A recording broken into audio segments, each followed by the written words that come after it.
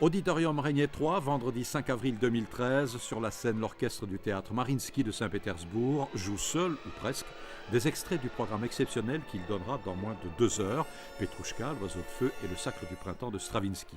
Le chef est dans la salle, perfectionniste, il teste l'acoustique du lieu. Ce chef, c'est Valéry Gergiev, véritable star de la musique, et le chef d'orchestre le plus influent non seulement de son pays, la Russie, mais de la planète. Le public l'aime, les musiciens l'adorent, les théâtres le réclament. À Saint-Pétersbourg, il a véritablement refondé le Mariinsky, l'orchestre et le théâtre. Il a créé le Festival des Nuits Blanches, événement majeur de l'année pétersbourgeoise.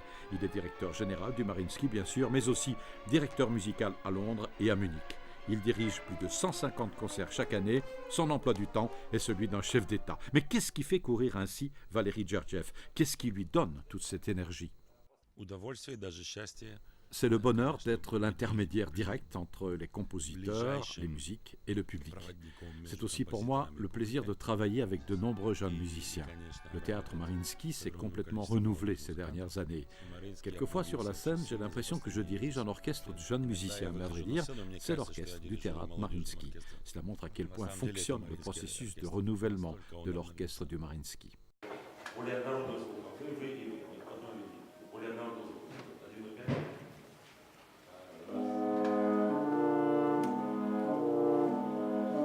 Pour vous, qu'est-ce que c'est diriger un orchestre? C'est beaucoup de choses en même temps. C'est le sentiment d'être parfois le chef, d'être au-dessus des collègues quand il faut prendre une décision. Un chef d'orchestre doit être un leader, mais ça ne veut pas dire s'imposer à tout prix, jouer les dictateurs. C'est avant tout sentir ce qu'il faut faire à un moment donné pour que le concert soit parfait.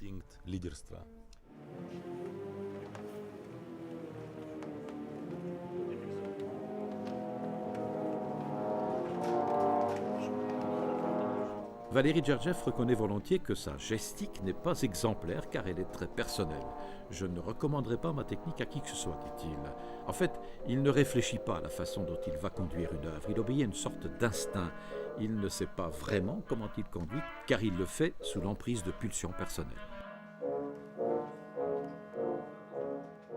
Vous dirigez rarement avec la baguette, plus souvent avec les mains. On a l'impression que vous touchez la musique presque. Les mains et les yeux. C'est important, c'est essentiel pour vous? Les mains, ce n'est pas tellement important. Les yeux sont beaucoup plus importants. Il m'arrive quelquefois de diriger les yeux fermés. Eh bien, les musiciens ressentent ce qu'il y a derrière. Mon visage exprime ce que je ressens.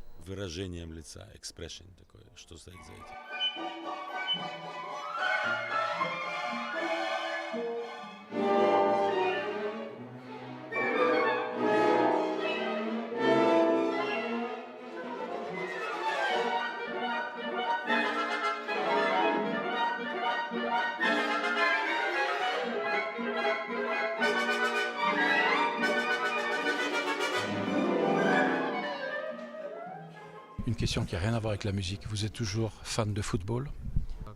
Oui. Et de quel club? Сейчас я люблю Барселону. En ce moment, c'est Barcelone. Mais ça dépend des années. J'aime différents clubs. J'aime les équipes qui ont des joueurs talentueux, mais des joueurs pas seulement doués de super machines, mais des clubs d'artistes.